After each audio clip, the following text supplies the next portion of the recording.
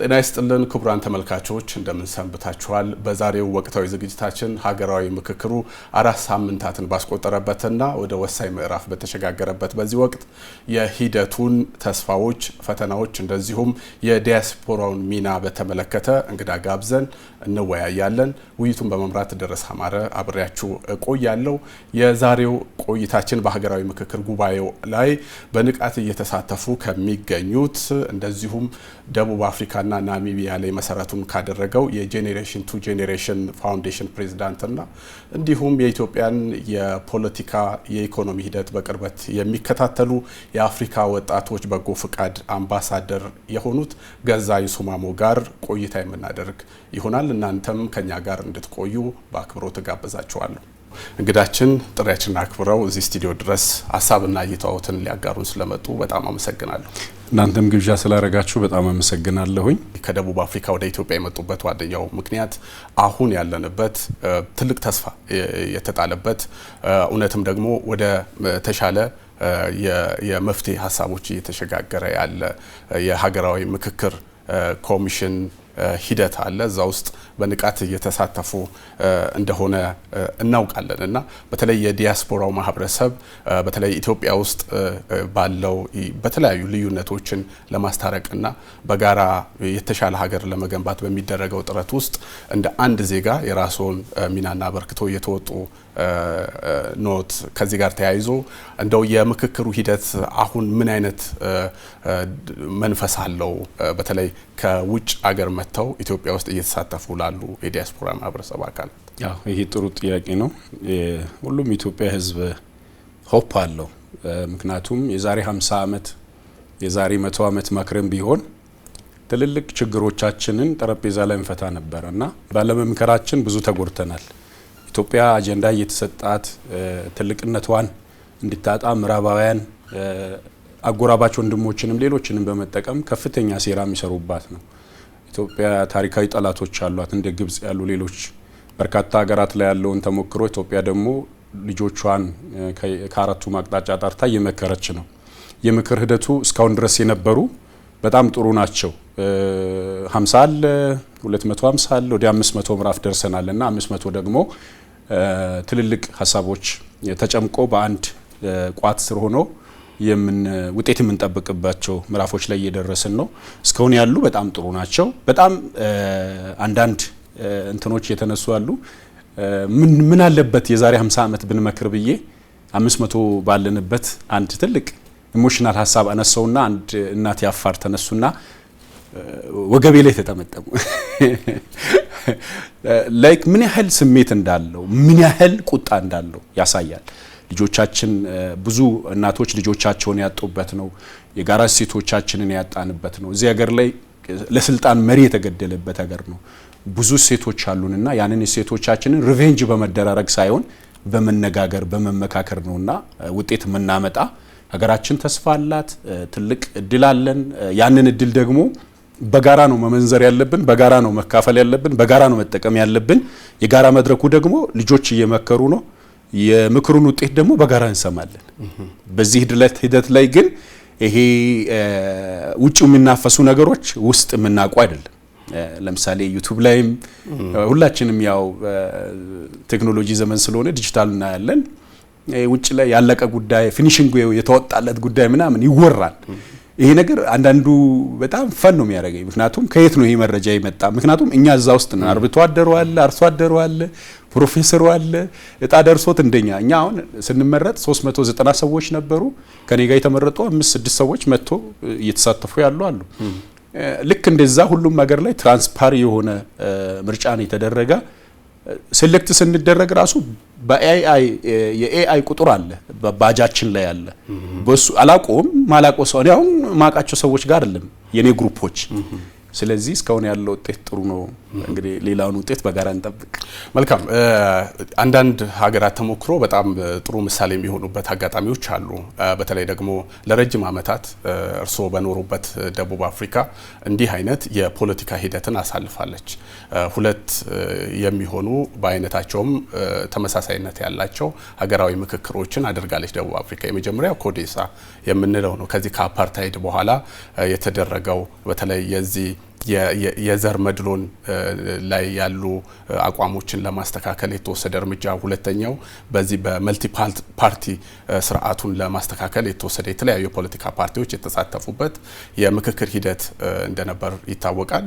በአፍሪካም ውጤታማ የሚባለው የምክክር ሂደት መሆኑ ሲገለጽ እንሰማለን እና እንደው እኛ ደግሞ አንድ ወር ያህል ሆኖናል አሁን የሀገራዊ ምክክር ሂደቱ ቀደም ሲል ደቡብ አፍሪካውያን ከገቡበት ውስብስብ ሁኔታ አንጻር አሁን ደግሞ ኢትዮጵያ እየመከረች ያለችበትን ያለፈውን አንድ ወር ብንገመግመው ምን አይነት መዋቅራዊ ጥንካሬ ያለው ሊባል ይችላል የኢትዮጵያ ምክክር ሂደት? ጥሩ በምክር የታለፈ ማለትም በይቅርታ የታለፈ ምዕራፍ ነው የደቡብ አፍሪካ። ኔልሰን ማንዴላ 27 ዓመት በአፓርቴቱ ገዢ መንግስት በተለይ በምዕራባውያን ተወሮ ከታሰሩ በኋላ ሮቤን አይላንድ እስር ቤት ላይ 27 ዓመት የታሰሩበት ስቲል ለሙዚየም ክፍት ሆኖ የዓለም ሕዝብ ያያልና ይቅርታን በዛ ሩም ውስጥ ተላብሶ መጡ። እናቶቻቸውን ቶስት ያደረጉ ወደ ኋላ አስሮ በእሳት በኤሌክትሪክ የቀቀሏቸውን ሰዎች ይቅር በማለት ነው ሰላም ይመጣ። ሰላም የሁላችን አስተዋጽኦ ይፈልጋል፣ ኮንትሪቢዩሽን ይፈልጋል እና ለሰላም ሁላችን ማዋጣት አለብን። ቅድም ለመናገር እንደሞከርኩኝ አንድ መሪ ሀገር ይመራል፣ ደግሞም ተመሪው ህዝብ ደግሞ ሰላሙን የራሱን ማስከበር መቻል አለበት። ቢ ኪፐር ኦፍ ዮር ብራዘር ልክ ኦባማም ሌሎች መሪዎች ትልልቅ ሰዎች የሚናገሩት እኛ የወንድሞቻችን የእህቶቻችን ጠባቂ ካልሆንን ይላሉና እኛ የሀገራችን ጠባቂ መሆን አለብን። ነገ ገዢው መንግስት ያልፋል፣ ሀገር ግን አያልፍም። እኔም አንተም እናልፋለን፣ ሀገር ግን አያልፍም። ትተናት የምንሄዱ በውጭ ያለው ከ5 ከ10 ሚሊዮን ዲያስፖራ ይኖራል። ያ ዲያስፖራ ሀገሩ መጥቶ ነው የሚቀበረው። ልክ ሀገሬ አጽሜ ሳይቀር ይቀበራል። ለሀገሬ ምን አስተዋጽኦ ላድርግ? ለሀገሬ እንዴት አምባሳደር ልሁን? ለምሳሌ አንድ ሰው ከመሬት ተነስቶ ሀገሩን የሚወድ ከሆነ ለሀገሩ ዲፕሎማሲ ይሰራል፣ የሀገሩን ገጽታ ይመነዝራል። ስለዚህ አንዱ የሀገር ገጽታን ወደ መልካም እየመነዘርን ያለንበት ምዕራፍ ላይ ነው ያለ ነው። ምክንያቱም የደቡብ አፍሪካን ተሞክሮ እናንሳ። ቱኒዚያ ያለች፣ ዩክሬን አለ፣ ትልልቅ በዚህ የመከሩ እዚህ ጎረቤታችን ግብጽ፣ ሌሎች የመከሩ ብዙ ሀገራት አሉ የታሪክ ዳራ ላይ የምንመለከታቸው። ግን ከነሱ ሻል የሚያደርገው እስካሁን ድረስ የከፋ እንትን የለም፣ የከፋ ነገር የለም ወጥቶ የታየ ወጥቶ የተሰማ። እነኛ ሀገራት ስትራቴጂክ በሆነ ትልልቅ ፕላን ተሰርተው ያንን ለመበተን የ8 ወር እድሜ የረዛ ረጅም ትልልቅ አጀንዳ የተሰጣቸው አሉ። ግን እኛ ጋር ያለው በጥሩ ውጤት ስለመጣን ቀጣዩ ምዕራፍ ከደቡብ አፍሪካም ከሌሎች አፍሪካ ሀገራት የተሻለ ነው የሚሆነው። ለምን? እስካሁን ድረስ የመጣንባቸው ምዕራፎች እያዋደዱን ስለሆነ መግባባት ችለናል፣ መደማመጥ ችለናል፣ መከባበር ችለናል። ይሄ ችግር አለብን ነበረብን እያለን እንደውም ችግሮቻችንን ገንፍሎ ወጥቶ እየሰማን ነው። እኔ በበኩሌ በጣም በጣም በጣም ትልቅ ትምህርት የተማርኩበት ነው። እዛ በመገኘቴ ታሪካዊም እድለኛ ነኝ። በሚፈጠሩ ደግሞ መልካም ነገሮች ታሪካዊም እድለኛ ነኝ። መጥፎ ነገር እንዲሆን ለሀገሬ ማንም ሰው ባይመኝ በውጭ ያሉ ወንድም እህቶችም ሀገራችን የተሻለች ከሆነች ሁላችንም አንሰደድም። በዚህ ስደተኛ እንደ ሻማ የሚቀልጥ ሁልጊዜ ተስፋ የሚያደርገው ሀገሬ ዳና ሆና ሄዳለሁ ብሎ ነውና እንደ አንድ ደግሞ ውጭ እንደሚኖር ሰው ሀገሬን በጣም ወዳታለሁ። የሀገሬን መብለጥ ነው እንጂ የምወደው ማነሷን አልፈልግም። ለዚህ በውጭ ያለው ዲያስፖራ 1 2 3 በሚያጠፋቸው ጥፋቶች አንዳንድ ሪፍሌክቶች ነበሩ። እነዛ ሪፍሌክቶች ሞር አንደርስታንድ ተደርገው ሞር ግንዛቤ አዌርነስ ተፈጥሯልና እዚህ በመገኘቴ እዛ መድረክ ላይ በመገኘታችን በሀገር ውስጥ ላሉ እህት እናቶቻችን አባቶቻችን ግንዛቤ ሁሉ ፈጥረናል ነው ብሎ ምክሩ ግንዛቤ ፈጥሮልናል። ምክንያቱም የነበረው ኢሜጅ የነበረው ገጽታ ጥሩ አይደለም። ያንን ገጽታ ጥቂት ሰዎች ባበላሹት ሁሉም ዲያስፖራ በዛ ይፈረጃል። ከአንዱ ዲያስፖራ በስተጀርባ እኮ 10 5 8 ፋሚሊ አለ።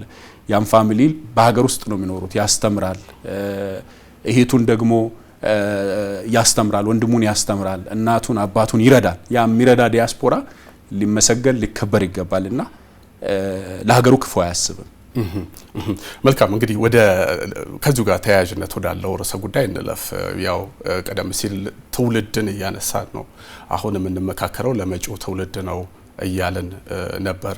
እርሱ ደግሞ መቀመጫውን ደቡብ አፍሪካና ናሚቢያ ያደረገ ጄኔሬሽን ቱ ጄኔሬሽን የሚል ፋውንዴሽን አለዎት። አሁን ኢትዮጵያ ውስጥ እየተደረገ ያለው በተጨባጭ ከተመለከትን ባለፈውም ያለፉትን 1 ወራት የምክክር ሂደት በተመለከተ ኮሚሽኑ ባወጣው መልእክት ላይ አሁን ኢትዮጵያውያን የመመካከር የመወያየት ችግሮችን በውይይትና በምክክር የመፍታት ባህል እየዳበረ ስለመምጣቱ ገልጿልና እንዲህ አይነት ጠንካራ ባህሎች ደግሞ ትላንት ያልጀመርነው ዛሬ የጀመርነው ነው። የሚመጣው ትውልድ ደግሞ ተቀብሎ ማሻገር መቻል እንዳለበት ይታሰባል። አሁን በዲያስፖራው መካከል በተለይ በሀገር ውስጥና በዲያስፖራው መካከል ያሉ የፖለቲካ ትርክቶች በጣም የሚጣረሱ ሆነው እና የተሳሳቱ ትርክቶችም እንደዚሁ በተመሳሳይ ሲሰራጩ እንመለከታለንና ይሄንን ለማስተካከል የሚደረግ አንድ ሂደት እንደመሆኑ መጠን እንዲህ አይነት የውይይት ባህል ከትውልድ ትውልድ እንዲሸጋገር በዲያስፖራውም ሆነ በሌሎችም አካላት ምን አይነት ሚናዎችን መጫወትና የተግባር እርምጃዎች ያስፈልጋሉ ብለው ያስባሉ? እሺ፣ በጣም አመሰግናለሁ። አይ ቲንክ ሶ ይሄ መልእክት በጣም ኮንሰርን ነውና መነሳትም ያለበት ጥሩ እድልም ነው።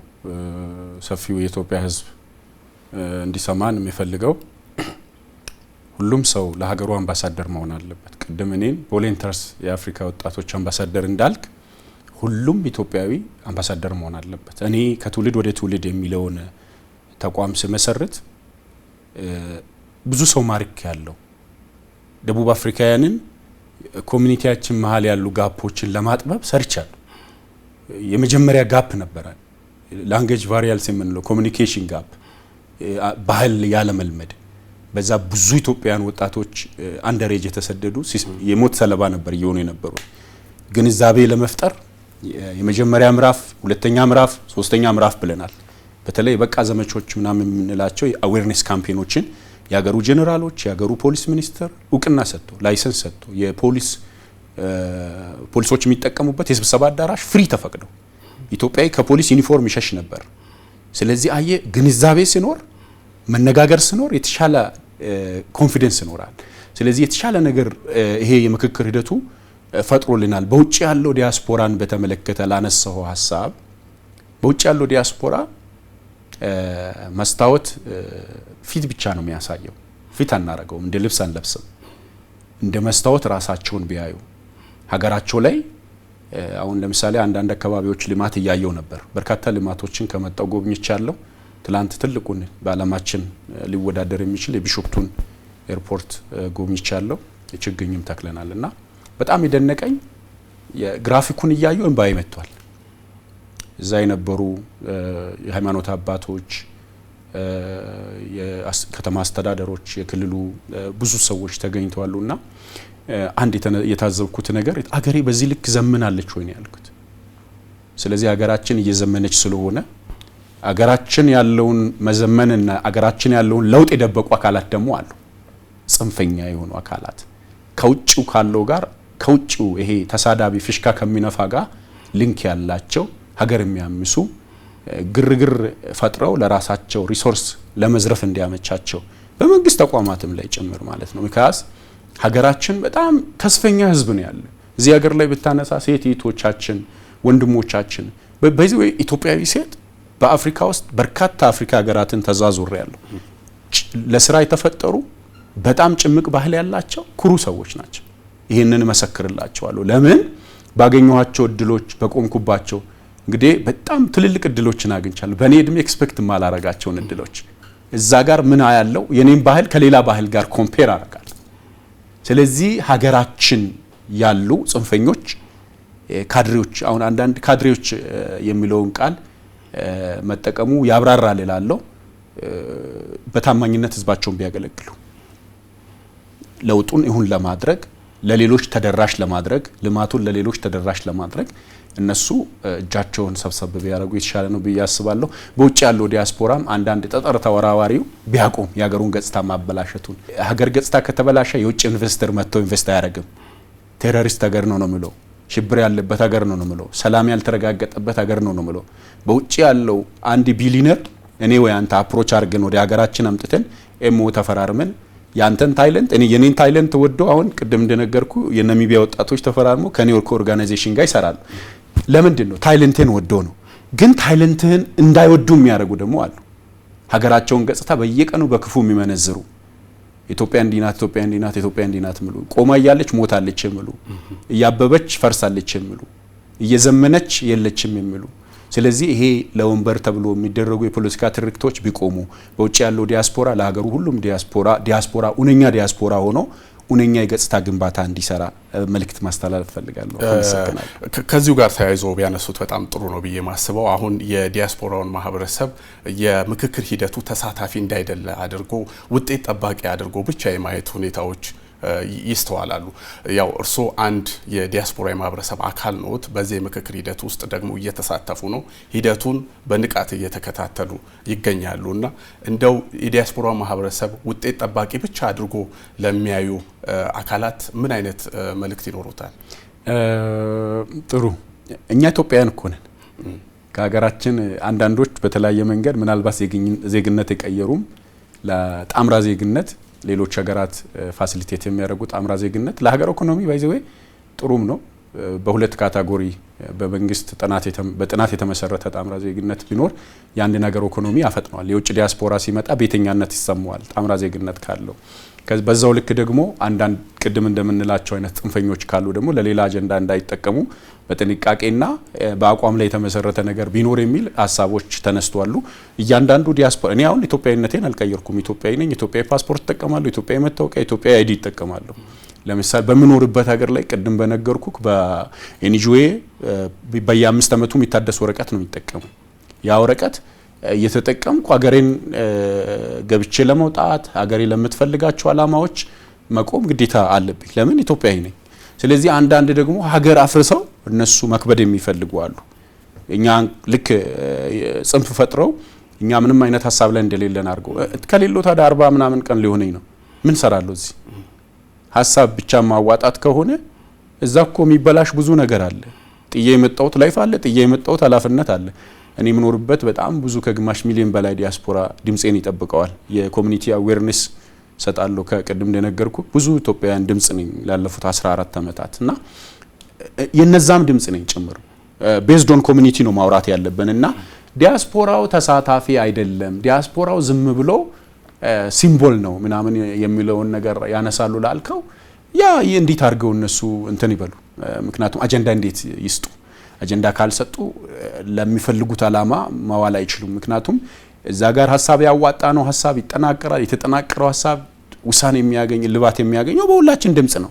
የሁላችንንም ድምጽ ደግሞ ተደምረን አሳጅተናል። 4000 ውስጥ እኮ 80 የሚያህል ዲያስፖራ አለ። ለምን?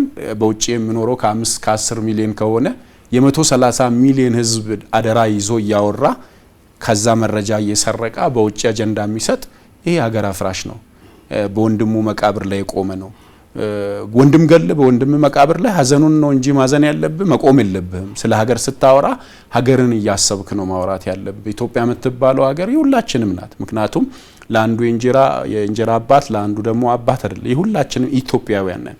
እኔ አሁን የትም ቦታ ብሄድ ኢትዮጵያዊ ነው የምባለው። የትም መድረክ ላይ ቢቆም ወይ ኢትዮጵያዊ ነው የምባለው። መልካም ስም ካለኝ ኢትዮጵያዊ ጥሩ ሰው ይባላለሁ። መጥፎ ስም ካለኝ ኢትዮጵያዊ አሸባሪ ነው የምባለው። ስለዚህ ኢትዮጵያዊ አሸባሪ ከመባል ድንጋይ ከመወራወር በየመድረኩ ከመረበሽ ኢትዮጵያዊ ጨዋ ብንባል የተሻለ ነው ብዬ አስባለሁ። ቀደም ሲል እንዳነሳሁት አሁን የሀገራዊ ምክክሩ ከለያቸው 8 አጀንዳዎች መካከል እያንዳንዱን በዝርዝር ብንመለከት በአንድም በሌላ የዲያስፖራው ማህበረሰብ ከውጭ ወደ ሀገር ውስጥ ገንዘቡን ልኮ ኢንቨስትመንት ላይ እንዳይሳተፍ የራሱ የሆነ ተጽዕኖ ወይንም ደግሞ ሲፈታተኑት የነበሩ ጉዳዮች መሆኑ ይታወቃል። ስለዚህ የምክክሩ ሂደት ደግሞ ውጤታማ መሆን በአንድም በሌላ እንዲህ አይነት ጉዳዮችን ለመቅረፍና የተሻለ የሆነ የውጭ ቀጥታ ኢንቨስትመንት እንደዚሁም ደግሞ በሀገሩ ደግሞ ያለውን አቅም እዚህም ሀገር ያለውን አቅም ለመጠቀም ትልቅ አስተዋጽኦ ይኖረዋልና በዚህ ረገድ እንደው ሂደቱን ስለሚያውቁት እንዲህ አይነት ተስፋ ይታዩታል? ከምክክሩ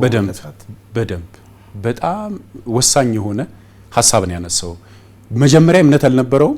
እምነት ሊጭርለት የሚችል ደግሞ በጣም ኮሌክቲቭ የሆነ ሀሳብ ጠረጴዛ ላይ ሰምቷል። አሁን ማንም ዲያስፖራ እየተሻማ ነው የሚመጣ። ለምን ቢባል በሀገሩ ላይ ትልቅ እምነት እንዲኖረው በሌሎች ባደጉ ሀገራት ላይ የምንመኘውን ስልጣኔ ዲሞክራሲ የሀሳብ ፍጭቶች እኮ ነበሩ። በሀሳብ ፍጭቶች ውስጥ የዲያስፖራ ኮንትሪቢዩሽን አለ። የዲያስፖራው ማህበረሰብ ይወክላል ተብሎ አይደል የመጣውት? ሀሳብ ፍጭቶች ውስጥ እኛም ሀሳብ ስንመነዝር ሀሳብ ስንሰጥ ሀሳብ በኢሞሽን የገለጽንበታል፣ ሀሳብ በተለያየ መንገድ የገለጽንበታል። ይሄ ራሱን የቻለ እድል ነው። ሌሎች ከዚህ በፊት በነበሩ ትርክቶች ዲያስፖራው በአገሩ ኢንቨስት ለማድረግ እንዳይችል ስለተሰራ ከዚህ በኋላ ያሉ ሂደቶች ላይ እንዴት ሊሆን ይችላል ብለ ለጠየቀኝ ከዚህ በኋላ 100% ነው የሚልህ ሁሉም ዲያስፖራ በሩጫ በጉጉት በአገሩ ኢንቨስት የሚያደርግባቸው ትልልቅ ቁልፍ ሀሳብ አንኳር ሀሳቦች ናቸው የተነሱት። ለምን ቢባል ኢትዮጵያዊ ሀገሩን ይወዳል፣ ኢትዮጵያዊ ለሀገሩ ይሞታል። እንግዲህ መጽሐፍ ላይ ያለው እውነት እንነጋገር፣ ኢትዮጵያዊነቱን ነብር ዥንጉርጉርነቱን ተብሏል። የትም ቢኖር እኮ ኢትዮጵያዊ ነኝ ነው የምለው። ኢትዮጵያዊ በጣም አግሬሲቭ ሆኖ ነው የሚናገረው።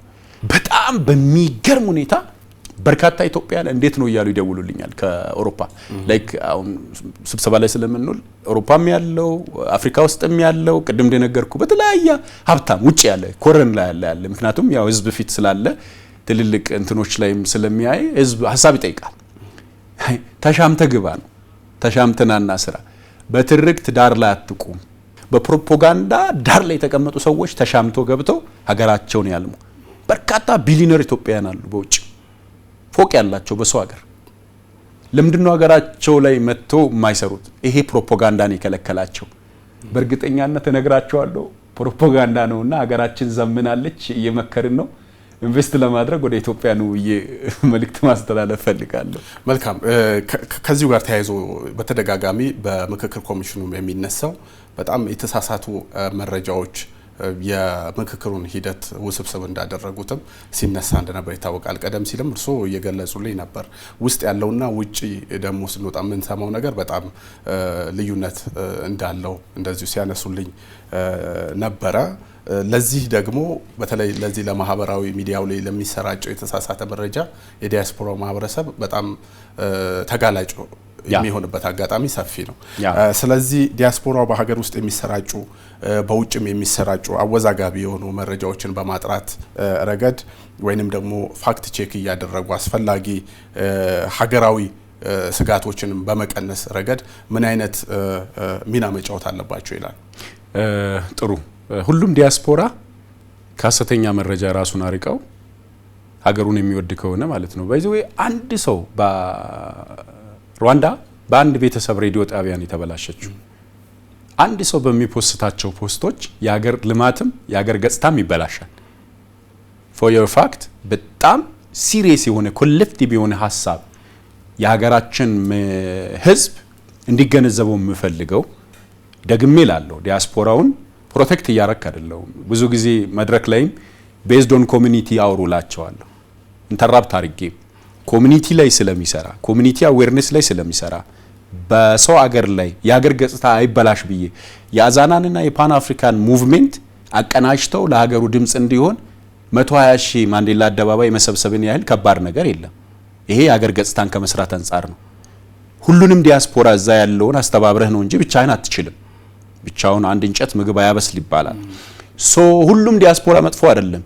የሁለት ጽንፈኛ ዲያስፖራ ፍሽካ፣ የሁለት ጽንፈኛ ዲያስፖራ ፕሮፓጋንዳ አትስሙ። የግል አጀንዳ አላቸው፣ የግል ኢንትረስት አላቸው፣ ገንዘብ የሚያገኙበት ነው። ሰዎች ቁጭ ብለው እኮ ሪሶርስ ያገኛሉ። ምንም ሰው አጀንዳ ሰጥተው ለምንድን ነው አጀንዳ የምትሆነው? ሶሻል ሚዲያ ላይ ይጠቀማሉ። ለረጅም ዓመታት ሶሻል ሚዲያ አለኝ። የልማት አዌርነስ የማረግበት ሚዲያ ተቋም አለ። በዚህ ሚዲያ ተቋም ሁሉም ሰው እንዲገለገልበት ለሁሉም ሰው ከ8 ከ9 ሰው በላይ ሞዴሬተር ነው። ሁሉም ሰው ቴክስት ያደርጋል ሐሳብ ለሀገር የሚጠቅም ካለ። ግን ለምንድን ነው በሁለት በሶስት አጀንዳዎች ትርምስምስ የሚወጣበት አጀንዳ ላይ የምንገባ? ቆመን ፌኩን ሐሳብ ፌኩን ኒውስ ብንለይ ፍሮድ ኒውስ በጣም ቫዮሌንስ ነው። ኮሚኒቲን ቪክቲም ያደርጋል፣ ሀገርን ያፈርሳል። ምክንያቱም በአንድ የፕሬስ ፖሊሲ አጥኚ አንድ ፌክ ኒውስ በአንድ ሀገር ላይ የሚፈጥራቸው ከፍተኛ ዳሜጆች ብሎ አንድ ፕሮፖዛል ቀረበና ደቡብ አፍሪካ ለ3 ተከታታይ ሳምንታት የፕሬስ ግሩፓቸውን ትሬኒንግ ሰጡ። እዛ ትሬኒንግ ውስጥ ሲሳተፍ be a voice for the voiceless community እንዳትሸጠው ህልናህን ድምጽ ለሌላቸው ድምጽ ሁን ይላል። ፕሬዘንቴሽኑን ያቀረበ ሰው የገለጸበትን አገላለጽ ቢጠቀም አሪፍ ነበረ። ለምን ድምጽ ለሌላቸው ሰዎች ድምጽ አይሆኑም? የኢትዮጵያ ሚዲያዎች ለልማት ድምጽ መሆን ያህል ለጥፋት ድምጽ ይሆናሉ። እባካችሁ ሚዲያችሁን ተጠቅማችሁ ለልማት ድምጽ ሁኑ፣ ለለውጥ ድምጽ ሁኑ፣ ለትውልድ ድምጽ ሁኑ። ስደትን ለመቅረፍ ተናገሩ። ወጣት የሊቢያ ሰለባ እንዳይሆን ተናገሩ እንጂ ፈረሰ ወደማ ምንም የለም፣ ሰላም ነው። ስለዚህ በሶሻል ሚዲያ አጠቃቀማችን ላይ አይ ቲንክ እሱ አጀንዳ በሰፊ የተነሳ አጀንዳ ነው። እኔ ባለሁበት ሩም ላይ ተቋማት ግንባታ ስለሆነ ሰፊ ፋይቲንግ፣ ሰፊ ክርክሮች፣ ሰፊ አጀንዳዎች ተነስተዋል። ከዚህ በኋላ እንደዛ አይነት ነገሮች ይኖራሉ ብዬ ኤክስፔክት አላረግም። በጣም ከፍተኛ የሆነ እስከ አንድ ፌክ ኒውስ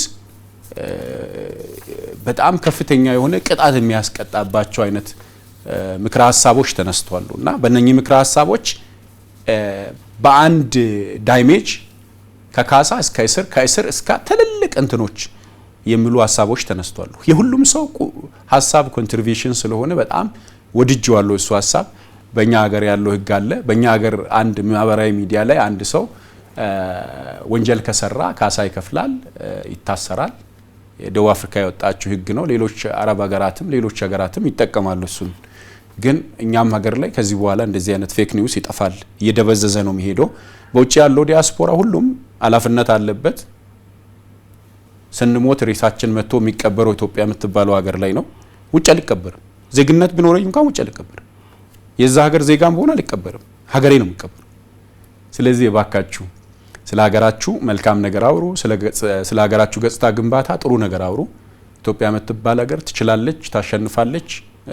የግብፅን ሙግት የምዕራባውያንን ፍጭት ችለን ህዳሴ ገንብተናል። ሌላ ህዳሴ ልንገነባ እየተዘጋጀን ነው ዲያስፖራዎች አክቹአሊ። ስለዚህ ዲያስፖራው በዚህ ሂደት ላይ ነው ያለ። መልካም እንግዲህ የመጨረሻ ርዕሰ ጉዳይ ቢሆን ደስ የሚለኝ በተለይ በዚህ በምክክር ሂደት ውስጥ የምክክር ሂደቱን በትዕግስት ማየት፣ በምክክር ሂደቱ ውስጥ በጣም ጽኑ የሆነ አቋም ወይንም ደግሞ በሂደቱ ውስጥ ጽናትን ማሳየት ለውጤቱ ትልቅ የሆነ አስተዋጽኦና ሚና እንደሚኖረው ምንም ጥያቄ የለው። ምክንያቱም ያለፉትን የሌሎች ሀገራትን የምክክር ሂደትና ተሞክሮ ስንመለከት ጉዳዮቻቸውን፣ ችግሮቻቸውን በትዕግስት ተመልክተው በጽናት አይተው ለተሻለ ውጤት የበቁበትን ሁኔታ አይተናል እና እንዲህ አይነት ተስፋዎች በኢትዮጵያ የምክክር ሂደት ውስጥ እየተመለከቱ ነው ወይ? እንዲህ አይነት ነገሮች ካሉስ ደግሞ እንዴት መጠናከር አለባቸው በሚለው ላይ ተጨማሪ ሀሳብ ይሰጡ።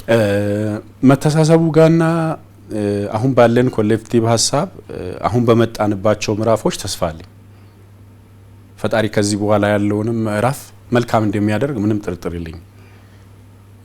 በነበርናቸው በእነኚህ ወር ከምናምን ቀናቶች ውስጥ የነበረን ግቢ ውስጥ ያለን ትችት፣ ሩም ውስጥ ያለን ትችት ኢትዮጵያዊነት በደንብ እንዲዋሃድ አድርጓል። ችግሮቻችን እንድናውቅ፣ ለችግሮቻችን ለካ እኛው ነን ወይ የችግሮቻችን ምክንያት ማስታረቅ እየቻለን። ቅድም እንደነገርኩህ እኛ የመሰረትነው ተቋም አዌርነስ ነው የሚፈጥረው፣ ያስታርቃል፣ ትውልድ ላይ ነው የሚሰራ።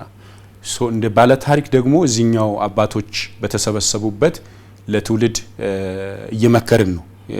በይዘዌ የዛሬ 50 ዓመት የአጀንዳ ኖሮ ቢሆን ኖሮ አሜሪካ ነው ነው ኢትዮጵያውያን አሁን የሩም ውስጥ የተነሱ ሀሳቦችን ነው ማለት ምን ያህል እንዳስደሰቱኝ ለመግለጽ ያህል በዚህ ቃል ልገልጽ እችላለሁ ብዬ ነውና እንዲህ መክረም ቢሆን ያወደምነውን ያበላሸነውን የተራራቅነውን ድንበር የተከልነውን አጥፍተን እኔም አንተም በእርቅ ዘር ቀለም ሳንለይ ምስራቅ ምዕራብ ሰሜን ደቡብ ብለን በቃ ወንድሜ ሲሳካለት ደስተኛ መሆን። ኢትዮጵያ ትልቁ ችግር አንተ ከተሳካለን ደስተኛ አይደል፣ እኔ ይታመማለሁ፣ አንተን ለማጥፋት ነው የሚሰራ። እኔና አንተ ወዳጅ ከሆነን ያንተንና የኔን ወዳጅነት ለማሻከር ነው የምንሰራ። በጣም እጅግ ሊቀርፍ የሚገባ ሊወገዝ የሚገባ ከባህላችን ልርቅ የሚገባ ሲሞት ነው የምንረባረው። ታሪክ ለመጻፍ ግጥም ለመጻፍ በህይወት እያለ እናመሰግንም፣ በህይወት እያለ ቴንኪው አንልም። አንዳንድ ያደጉ ሀገራት ላይ ቅድም እንዳልከው አፍሪካ ውስጥ እንኳን እምቀናቸው ነገሮች ነው ያነሳውና አለመታደል ሆኖ መልካም ነበረ፣ ጥሩ ነበረ፣ ደግ ነበረ ምናምን እንላለን። ለምን በህይወት እያለ አንደግፈውም? ለምን በህይወት እያለ ሀገራችንን መልካም እናደርግም? ሞተን እኮ ክፉ ከሰራን ያ ክፉ ነገር ነው የሚጻፍልን። ክፉ ነበር፣ ሀገር ሲያተራምስ የነበረ ሰው ነበር፣ ምን ይሰራል እንኳን ሄዳ ይባላል። መልካም ግን ካረግ መልካም ሰው ነበር፣ ለሀገሩ መልካም ነገር ያስባል። እንዲህ ለመባል ያብቃን፣ እንዲህ ለመባል ያብቃን። ዲያስፖራ ሁሉ እንዲህ ለመባል ያብቃ። ሀገር ውስጥም ያላችሁ እንዲህ ለመባል ያብቃን። በጣም እጅግ ሪቴት ከሚያደርጉኝ ነገሮች አንዱ ሀገርን ገጽታ አበላሽተን መቼም ትልቅ ሰው ልንሆን አንችልም። እስኪ በምክክር ሂደት ውስጥ ትልቅ የሆነ ለውጤቱም ትልቅ የሆነ አበርክቶ ይኖረዋል ተብሎ የሚታሰበው በውስጥ ባለ የምክክር ሂደት ውስጥ ያለ የመደማመጥ ባህል ነው። ከዚህ ቀደም በተለያየ መንገድ ሳናላምጥ የዋጥናቸው በጣም ብዙ ጉዳዮች አሉ።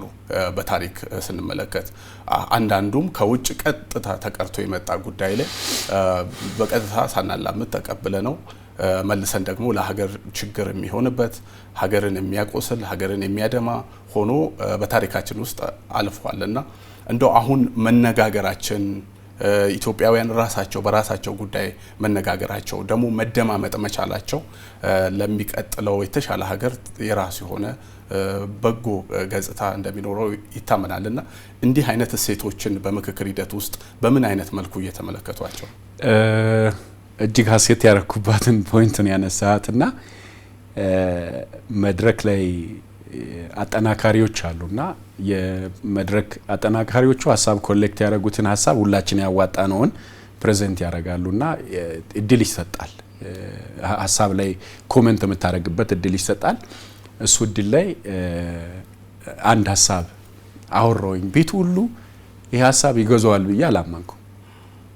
ለምንድነው ሰሜን፣ ምስራቅ፣ ምዕራብ፣ ደቡብ ብለን ሁላችንም ሰፈር መንደር ሳንመርጥ ብንኖር ሁላችንም ክፍትና አቬለብል በሆነ መንደር ላይ ብንኖር ድንበር ብንነቀል ወደ ሌላ ምዕራፍ ብንሄድ ለምሳሌ ትላንትና በስህተት በመልካም አስተዳደር ስህተቶች ያጣናቸው ሀብቶች አሉ። ትልልቅ ለኢትዮጵያ ለ130 ሚሊዮን ህዝብ እንጀራ የሚሆኑ ወደቦች አሉን። ትልልቅ ሀብቶች አሉን። ሀብት እያለን ግን ተርበናል። ግብጾች ወይን የሚያመርቱባቸው ትልልቅ ለአፍሪካ ወይን ኤክስፖርት የሚያደርጉት ህዳሴ የኛ ነው፣ ገድበናል። ትልልቅ ሀብት አለን። በዚህ የሰው ልጅ መገኛ እና አፋር ላይ ያሉ ተፈጥሮን ብቻ ለዓለም መሸጥ ይቻላል። ያንን ኤግዚቢት ለማድረግ ግን የመሳሪያ ድምጽ ነው መሰማ። ይሄንን ወጣቱ ተገንዝቦ ሀገራችን ወደ ተሻለ ምዕራፍ እንድትሄድ ኮሚሽኑ ላይም ያገኘሁት ትልቁ ተስፋ የጫለልኝ ትልቁ ደግሞ ህልም እንዲሰንቅ ያደረገልኝ እንዲህ ብንሆን እንዲህ እንሆናለን ትልቅ እንሆናለን ብዬ የተመኘሁትና ራሴን ደስተኛ ያረኩት ሁለት ፖይንቶች አሉ። እነኚህ ሁለት ፖይንቶች አንዱ የመደማመጥ ባህላችን ነው። ቁስል እያለ እንደማመጣለን። ሁለተኛ ደግሞ ይቅር የመባባል የተለቃቀሱ ሰዎችን አይቻለው። ተጎድቼ ነበረ ግን ይቅር ብያለሁ ለኢትዮጵያ ስለ ያሉ አሉ። ኢትዮጵያ እንድታመሰግናችሁ ለኢትዮጵያ ስትሉ ይቅር በሉ፣ የበደላችሁን ይቅር በሉ ይላል። ሰው እኮ ድንጋይ ከድንጋይ ይጋጫል አይደል እንዴ? ጠጠር ከጠጠር ይጋጫል። ሰው ተጋጫ አይደል? መርሳት ነው፣ መቶ ነው። እኔ በጣም የምትወደውን ሰው ደግሞ እንደውም ኢትዮጵያን እንዋደዳለን። የምንጋጨው ስለምንዋደድ ነው። ለምን? ውስጣችን ያለውን ነገር አውጥተን በመናገር እንታወቃለንና እባካችሁ የሀሳብ ልዩነቶቻችንን አጥብበን የጋራ እሴቶቻችንን እንገንባ። ኢትዮጵያ ትበለጽጋለች፣ ተስፋ አለኝ ኢትዮጵያ። መልካም። በእኔ በኩል ያሉ የመነሻ ጥያቄዎችን ጨርሻለሁ። ግን በመጨረሻ ደግሞ ባነሳው በጣም ደስ ይለኛል የሚሉት ነገር ካለ እድል ልስጦትና እናገባድዳለን ቆይታችን። እጅግ በጣም አመሰግናለሁ። በእኔ በኩል ሁለት ነገር ብቻ ለኢትዮጵያ ሕዝብ ወይ ሁለት ሶስት ነገሮችን እላለሁ ጊዜ ከፈቀደልን።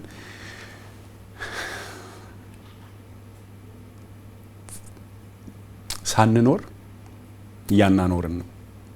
ሌሎች አፍሪካ ሀገራት ለዜጎቻቸው ፔንሽን ይከፍላሉ።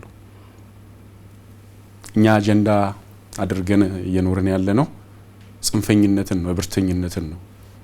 እኔ ካልመራው አንተ ካልመራ አይነት ነገር ነው። እሱን ትተን መኖር እንዲችሉ ብናረጋቸው። ለምንድን ነው ደሃ አፍሪካ ሀገራት ለዜጎቻቸው ፔንሽንና ቤት ሰርተው ከሰጡ የኛ እናቶች የኛ እህቶች ለቤት የሚቸገሩት።